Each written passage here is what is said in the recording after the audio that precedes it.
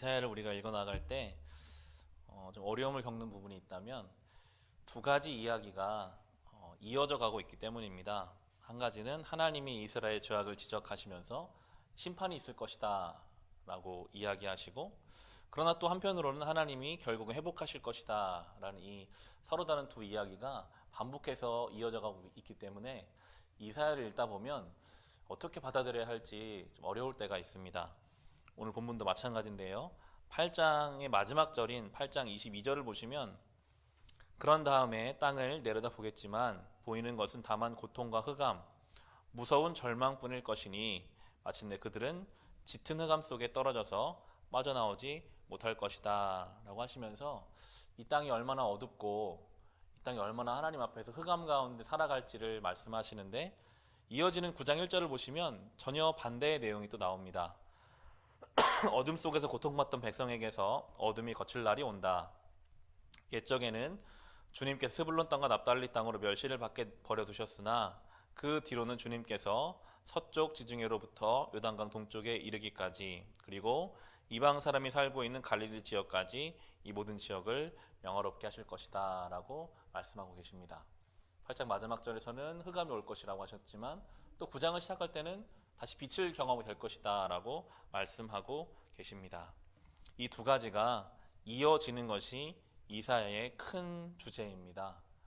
때로 우리의 삶에 어둡고 깜깜하고 눈물나고 무너지는 때가 있을 것이지만 또 그때가 언제 있었는지 모를 만큼 하나님의 회복을 경험하게 하실 것이다.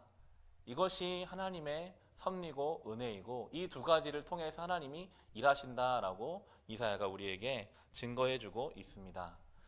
우리의 삶이 그렇지 않습니까? 우리가 예수를 믿고 있지만 때로는 깜깜하게 느껴질 때가 있어요. 네, 믿음도 잘 모르겠고 삶의 환경에 어려움을 겪을 때도 있습니다. 그러다가도 하나님이 그것이 끝이 아니라 오늘 분명히 말씀하시는 것은 깜깜하고 눈물나고 무너지는 것으로 끝나게 하지 않겠다. 그날이 끝나고 다시 하나님 빛을 경험하게 하실 것이라고 말씀하고 계십니다. 성도는 그 소망을 가지고 살아야 합니다.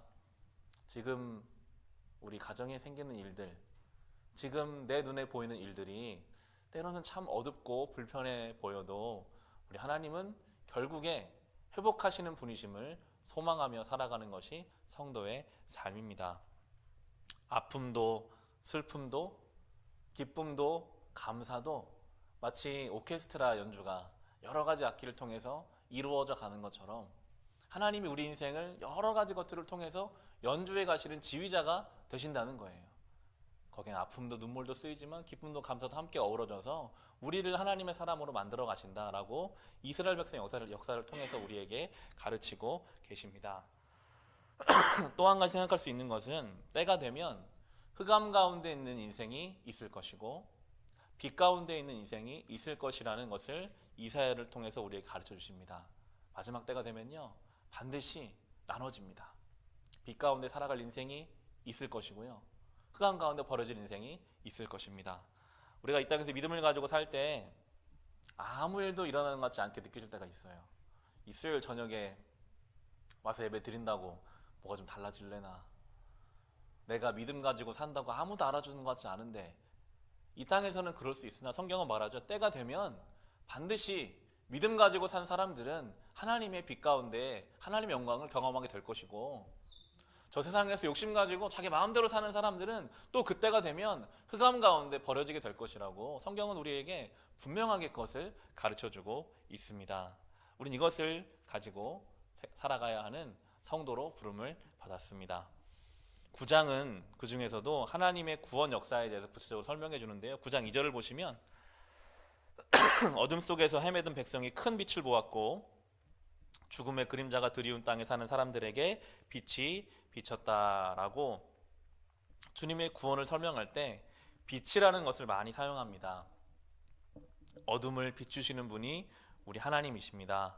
주님 빛을 비추시면 깜깜하던 것이 밝아집니다. 빛이 비춰지면 그때부터 우리는 제대로 볼 수 있습니다. 나라는 인생이 어떠한 인생인지를 하나님의 빛이 비춰질 때 그때에 비로소야 알 수 있어요. 아, 내가 이런 존재구나. 아, 내가 이렇게 살아가야 하는구나. 주님의 빛이 우리에게 비춰지지 않으면요, 모릅니다.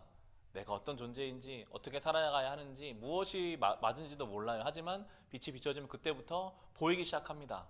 내가 어떤 존재이고, 우리가 참 대단하게 여기는 저 세상의 많은 것들이 아무것도 아닌 것을 빛이 비춰지면 알게 됩니다. 다 때가 되면 없어질 것들, 사라질 것들에 사람들이 목을 메고 있는데 빛이 비춰지지 않은 인생들은 그렇게 살 수밖에 없거든요.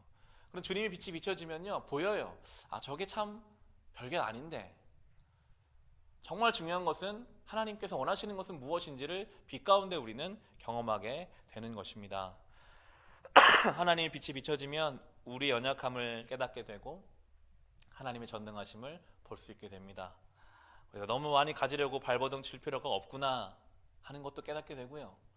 내가 앞서가려고 비교하며 좀 더 앞서 나가려고 염려했던 것들이 참 주님 앞에서 쓸데없는 것이었구나 하는 것들도 깨닫게 됩니다. 주님 빛 가운데로 우리가 나아가야 됩니다. 그러면 점점 우리 속에 있는 어둠들이 없어져 갑니다. 성경 우리에게 분명하게 말해줍니다. 빛 가운데로 나아가시기를 바랍니다. 예수 그리스도의 그 빛이 우리 안에 비춰질 때요, 우리 안에 점점 두려움과 염려들이 사라지고 감사로 바뀌게 될 것입니다.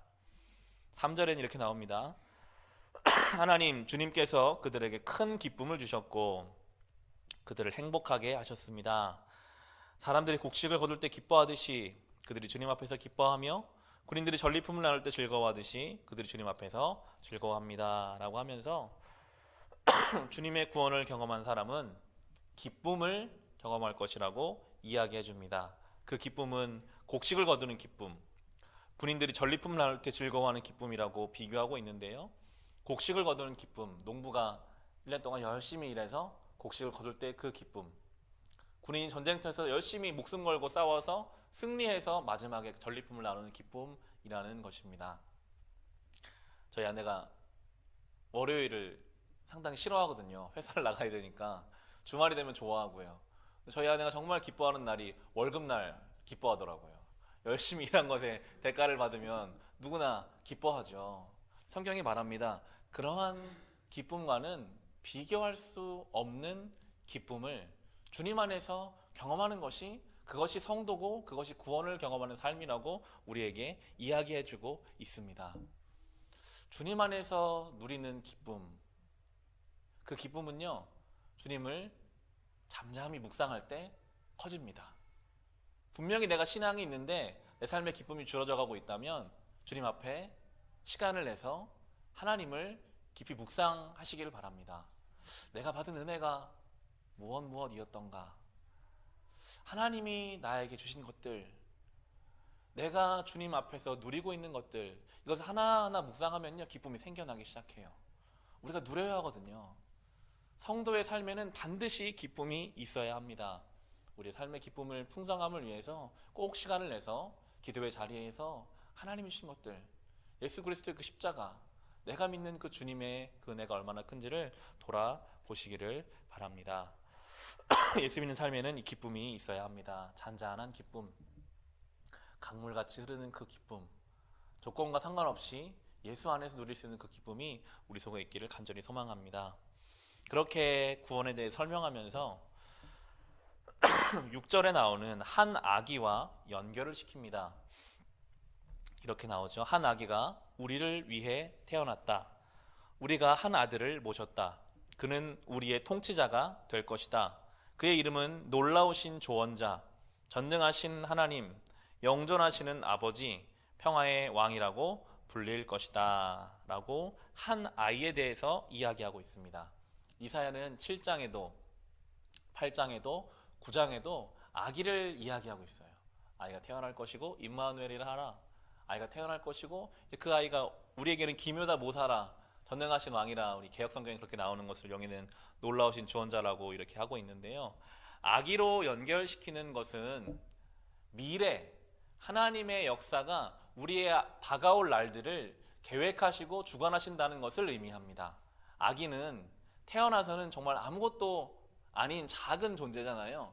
하지만 우리는 그 아기를 보면 무한한 가능성을 볼 수 있습니다. 이 아이가 자라날 것이고 이 아이를 통해 일어날 일들을 우리는 기대하죠. 하나님 역사가 그러하다는 것입니다. 지금은 안 보여요. 지금은 잘 모릅니다. 하지만 마치 이 아이가 태어나서 그 아이가 자라서 그 아이의 일을 이루는 것처럼 하나님 역사가 그렇게 우리 가운데 이루어져 갈 것을 아기를 통해서 비교하고 역사하고 있습니다. 특별히 이 6절에 나오는 아기는 하나님을 뜻합니다. 구약으로 신약으로 넘어가서는 예수 그리스도와 연결되는 것이 바로 이 아기입니다. 이 아기를 설명할 때 그는 통치자가 될 것이다 라고 합니다. 왕이시라는 겁니다. 아기지만 이 아이가 자라서 놀라우신 왕이 될 것이다. 예수 그리스도를 뜻하고요. 놀라우신 조언자, 영어 성경으로 보면 원더풀 카운셀러라고 나오거든요. 놀라운 지혜자라고 나옵니다. 이것은 창조주를 뜻합니다. 창조주는요, 어디서도 영감 받지 않고 창조주 하나님이 모든 것을 창조하신 것처럼 이 땅에 오신 그 예수 그리스도가 얼마나 놀라우신 지혜자인지를 나타내고 계시고요. 전능하신 하나님이시고 영전하신 아버지고 평화의 왕이다. 이 모든 단어는 구약에서 하나님을 설명할 때 사용되는 단어가 지금 나오고 있습니다. 그런데 이 하나님이, 전능하신 분이, 통치자고 지혜자인 이분이 아기로 오신다는 거예요. 아기는 아무것도 못하잖아요. 연약한 존재잖아요. 실제로 예수 그리스도가 이 땅에 아기로 오셨습니다. 가난한 목수의 아들로, 날 집도 없어서 그 말이 먹는 구유에 오신 그 아기 예수. 왜 전능하신 분이, 이렇게 대단하신 분이 그 아기로 오시는가? 결국 인간의 구원을 위해서 오신 거고, 아무리 심판해도 아무리 경고해도 변하지 않는 이 죄인된 인생들을 마지막으로 구원하시기 위해서 이 전능하신 분이 아기로 오셨다. 이것이 바로 복음의 핵심입니다.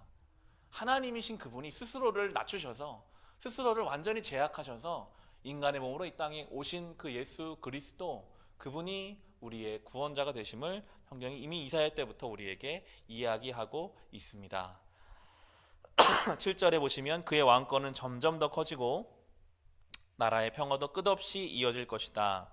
그가 다윗의 보좌와 왕국 위에 앉아서 이제부터 영원히 공평과 정의로 그 나라를 굳게 세울 것이다 라고 이야기하고 있습니다. 만군의 주님의 열심히 이것을 반드시 이루실 것이다까지 7절이 나오고 있는데요. 예수 그리스도의 나라는 평화가 끝없이 이어지는 나라입니다. 주님이 통치하시는 인생에는요, 평화가 끝없이 이어진다라고 이야기합니다. 자연스럽게 묵상에 적용할 수 있어요.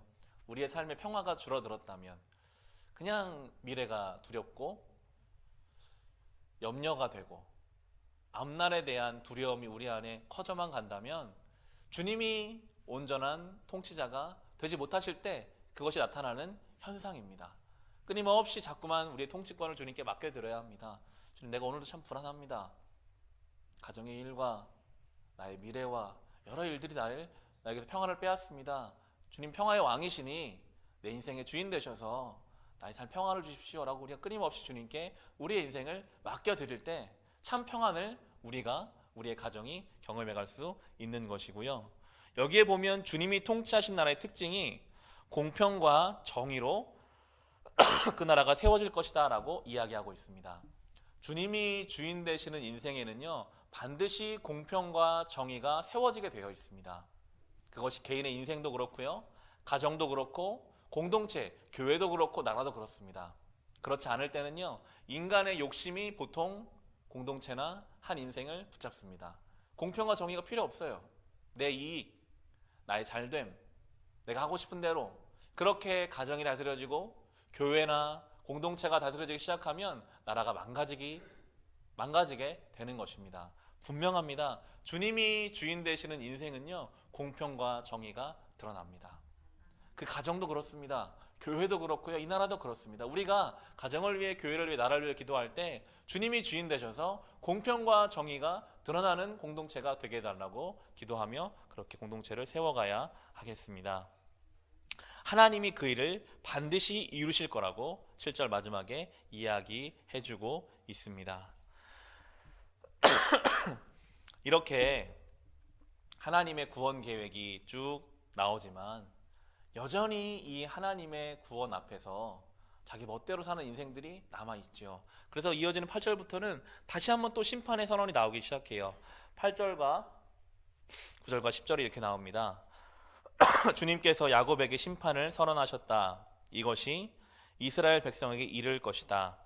모든 백성 곧 에브라임과 사마리아 주민은 하나님께서 그들을 심판하신 것을 마침내는 알게 될 터인데도 교만하고 오만한 마음으로 서슴지 않고 말하기를 벽돌집이 무너지면 다듬은 돌로 다시 쌓고 뽕나무가 찍히면 백향목을 대신 심겠다 한다라고 나오고 있습니다. 결국 죄의 중심은 인간의 교만함입니다. 하나님 앞에 교만했어요. 그거 무너지면 다시 세우면 되지. 하나님이 우리 심판하시면 다시 하면 되지. 인간이 못할 게 뭐가 있는가? 이렇게 가기 시작할 때 이어지는 8장 후반부는 결국 그로 인해 당하는 심판들이 쭉 나열되고 있습니다. 하나님 앞에서요, 우리는 늘 겸손함을 가져야 합니다. 하나님이 인간을 지으실 때 그렇게 지으신 것 같아요. 인간의 육신은요, 나이를 먹어가잖아요. 조금씩 나이를 먹어가면 겸손해질 수밖에 없도록 주님이 만드신 것 같아요. 저희 아버지는 목회를 하시지만 고등학생 때까지는 육상부를 하셨었어요. 달리기를 엄청 잘하시죠. 제 어릴 적 초등학교 운동회 때는 늘 학생과 부모님이 같이 개주하는 게 있었는데, 작은 시골 학교에서 저희 아버지가 목사님이셨으니까요, 운동회를 올 때도 꼭 넥타이에 양복을 입고 오세요. 목사님이시니까. 그런데 달리기를 잘하시는 걸 알아서 항상 마지막 주자로 뛰었습니다. 전 지금도 그게 선해요. 아마 30대 후반, 40 초반이셨겠죠. 넥타이를 휘날리면서 앞에 있는 선수를 막 따라잡아서 역전하는 모습들을 지금도 이렇게 생각이 나는데요. 그때 그렇게 정말 에너지가 넘치던 저희 아버지도 이제 환갑이 넘으셔서 이제는 머리가 빠지고 희어지고 기운이 없어지는 것을 봅니다. 하나님이 그렇게 만드셨더라고요. 아무리 젊은 날에 힘이 넘치고 기운이 펄펄해도요, 자연스럽게 시간이 지나면 힘이 빠지게 만드십니다. 깨달으라는 거예요. 얼마나 인간이 세월 앞에서 아무것도 할 수 없는지, 하나님 앞에 갈 수밖에 없는지, 겸손하게 하나님 앞에 엎드리는 것을 이미 우리를 지으실 때부터 깨닫도록 만들어 두셨는데도, 다른 사람 보면 알거든요. 내 부모님을 봐도 인간은 저렇게 될 수밖에 없구나, 나도 겸손하게 살아야겠구나. 우리 주변에 수없이 젊은 나이에 목숨을 잃고 사고로 목숨을 잃는 사람들을 주변에 볼 때마다 인생이라는 것이 얼마나 연약한지를 깨닫기를 원하시는데, 인간은 마치 자기는 그렇지 않을 것처럼 교만하고 하나님 앞에 범죄함으로 살아가는 것을 우리로 깨닫게 하시기를 원하고 계십니다. 우린 늘 겸손해야 합니다. 하나님, 내가 오늘도 주님의 은혜로 삽니다. 오늘 밤에요, 우리는 자연스럽게 내일이 올 것 같지만 몰라요. 오늘 밤에도 우리는 주님 앞에 갈 수도 있습니다. 늘 그것을 생각하며 겸손하게 주님 앞에 살아가야 하겠습니다. 오늘 말씀을 돌아보시며 남은 한 주를 살아가시기를 바랍니다. 우리를 구원하시는 빛이신 주님, 그 빛으로 나아가시고 그분 안에서 참된 기쁨을 누리시고 아기로 이 땅에 오신 그 복음의 핵심을 다시 한번 새겨보시고 공평과 정의로 우리의 인생을 세워가며 겸손하게 주님 앞에 살아가시기를 우리 주님의 이름으로 축원합니다.